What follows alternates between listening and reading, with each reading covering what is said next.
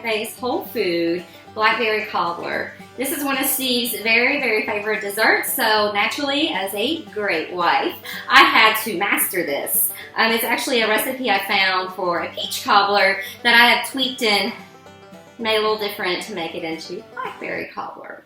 So what you're going to do is you're going to have your oven preheating to 425, and while that's preheating, in a medium-sized bowl, you're going to combine 4 teaspoons of pure maple syrup, and we'll have all of this down below like we always do. 1, 2, that was a big one. 3, 4. And to that, you're going to add 2 teaspoons of cornstarch. So this is like your thickener. That'll get the juices from the middle of the berries and make it more saucy and less just liquidy. And then you're going to add 1½ teaspoons of lemon juice. So here is 1 1.5.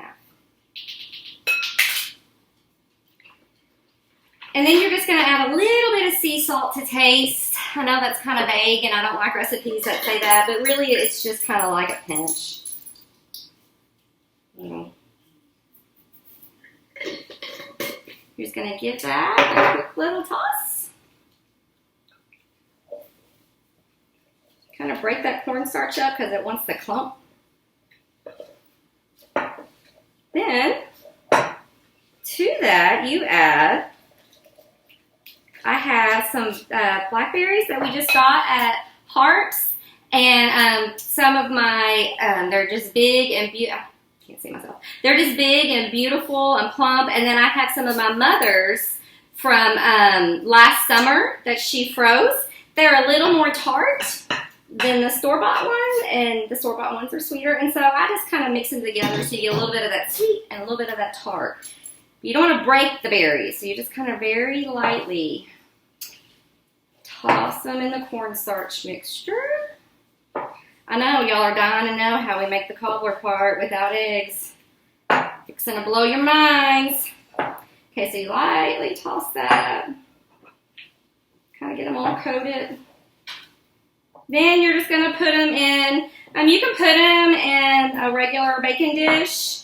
I have this old dishes from my mama, and I like this one for cobblers because to me it just makes a thicker, better cobbler. But, you know, scrape all that out in there. Spread it out, very pretty. Then you're going to cover it with foil, and you're going to bake it for about 20 minutes, but I would check on them after about, depending on the pan you use, of course, that changes baking time, but check on them after about 12 to 15 minutes. So what you're going to do is you're just going to take a small bowl, and you're going to combine, I'm trying to read my recipe without wearing my glasses, so I keep doing this. A 1/4 cup of unsweetened applesauce. You can get it anywhere, so we don't want all that extra sugar. And then you're going to add a tablespoon of the pure maple syrup. So basically what we're doing here is we're making our wet ingredients and we're making our dry ingredients.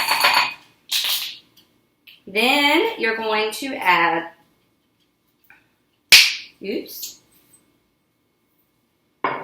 2 teaspoons of just almond butter.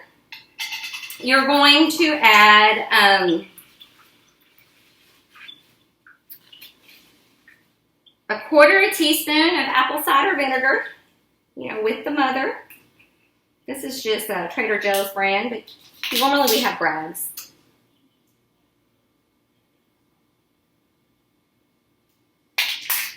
And then you're going to add a 1/4 teaspoon of pure vanilla extract. Don't buy that imitation stuff, y'all.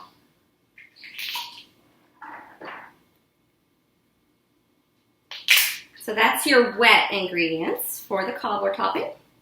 Just gonna give that a little mix. The almond butter wants to separate. There you go, there's your wet, and now we're gonna make our dry ingredients. So now in another small bowl, you're going to add a 1/4 cup of oat flour. Now remember, you don't have to buy special ingredients. We always have oatmeal on hand, so we just pop it in the NutriBullet for a few seconds and it makes it into a powder.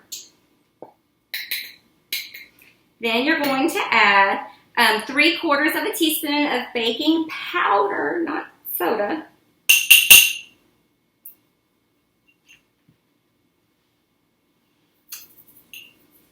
And then you're going to add again just a little bit of salt to taste.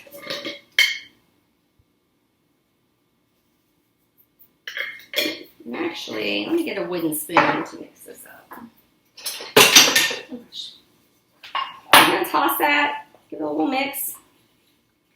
Then you're going to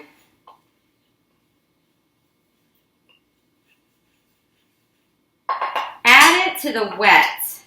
But be very careful not to over mix it. You're just going to kind of give it a light little toss. Just kind of fold it in there.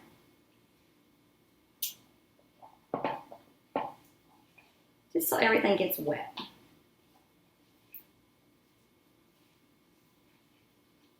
So there is your topping for your cobbler.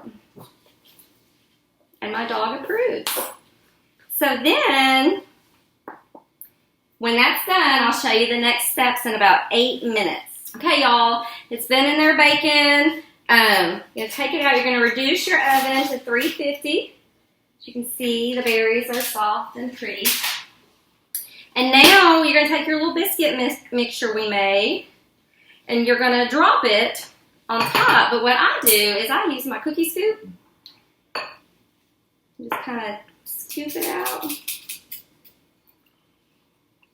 Steve always tells me I should double this part because it's the best part.